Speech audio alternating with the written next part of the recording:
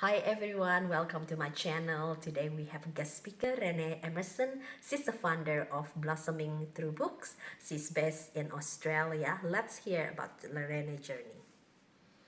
Thank you so much for having me. So Blossoming Through Books is a women's book club ministry designed to help girls, teens, and women create and cultivate life-giving and Christ-centered book clubs. So the dream started when I was just running my own book club through my local church and just meeting regularly in fellowship and just seeing everyone thrive and grow together. And it was just such a beautiful experience that was I think the very seeds of it. And eventually it just grew into how can I help other women who are outside of my sphere of influence to enjoy book clubs as well. And so it's kind of just grown from there. What I used to do just in my lounge room has become something that I help other women create in their own lives. That's amazing. Renee, you always have a beautiful heart for the Lord. So how do you overcome self-doubt and have a courage to build Blossoming Through Books? So when I first started my book club, I had 3 little children. They were all 3 and under, and I hadn't finished a book all the way through since becoming a mother. And it was just an incredibly busy season. And God had put the idea on my heart to start a book club and to gather women. And I just had one beautiful friend who said, even if it's just you and me, it's a book club. So just be brave. Let's just do it. And I trusted God and trusted his timing and trusted him to miraculously provide me with time and energy to even finish the books.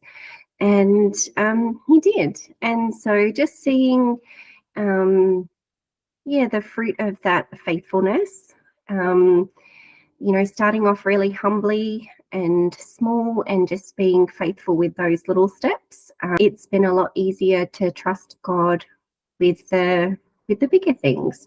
I think the biggest challenge is just managing my time and trying to get all the resources out that I would love to do while I've still got I've got 5 little children, 10 and under, who I homeschool, and so it can be a very, very busy time.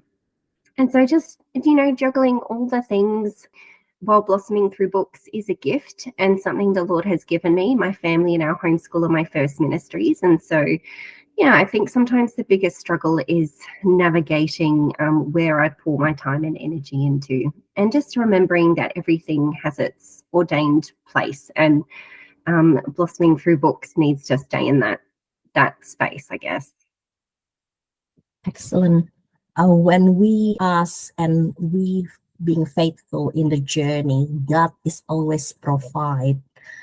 If you know anyone or someone searching and would love to pursue God-given calling, do you have a favorite Bible verse you hold on to it during the hard time?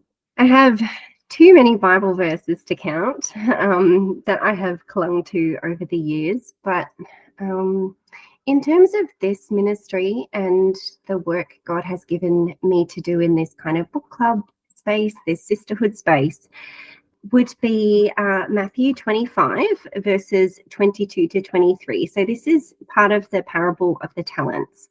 And so he says, "And he also who had 2 talents came forward, saying, Master, you delivered me 2 talents. Here I have made 2 talents more. His master said to him, Well done, good and faithful servant. You have been faithful over a little. I will set you over much. Enter into the joy of your master." And I've chosen the 2 talents instead of the 5 talents because I think I often feel as though I have a little bit less to offer. Sometimes we think in our lives it's so consumed with motherhood and changing nappies and breastfeeding and all the things that we don't actually have a lot to offer. But I just love that I had such a small amount to offer, just 2 little talents in my very first book club, that I opened my home and did it anyway. And I had laundry around. Sometimes I asked the women not to look at the state of the floor. But we always had hot cups of tea and coffee and cookies, and and I think God really just blessed that humble little beginning. And so when I think about how Blossoming Through Books has grown, I get emails almost weekly about women in all different countries over the world. I just heard from someone in Nigeria who's using the Girls Book Club resources with their daughter, and there's lots of girls and teens and women in the States who have started book clubs. And, I think of how beautiful that is. And it all started with me just doing the next thing.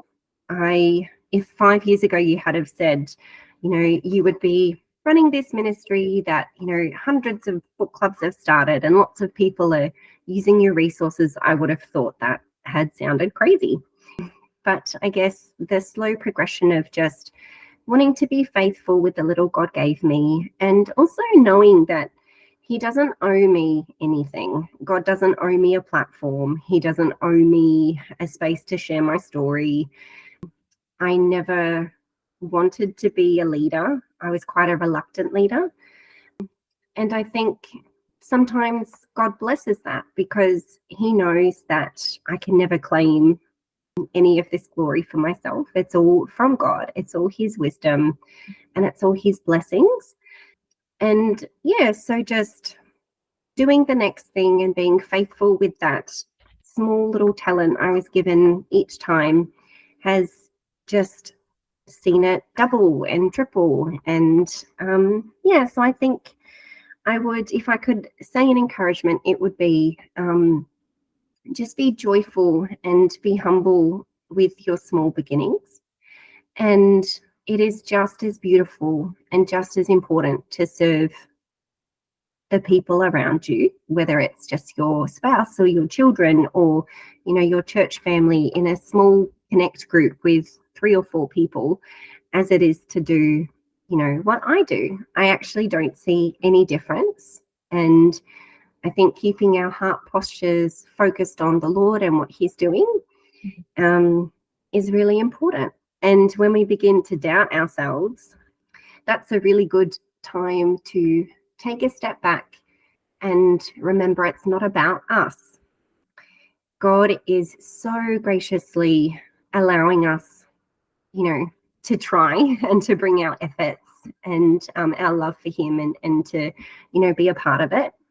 But none of us is so important that He needs us to accomplish His will. And so that keeps us humble. And it also relieves that burden of, well, what if I mess up?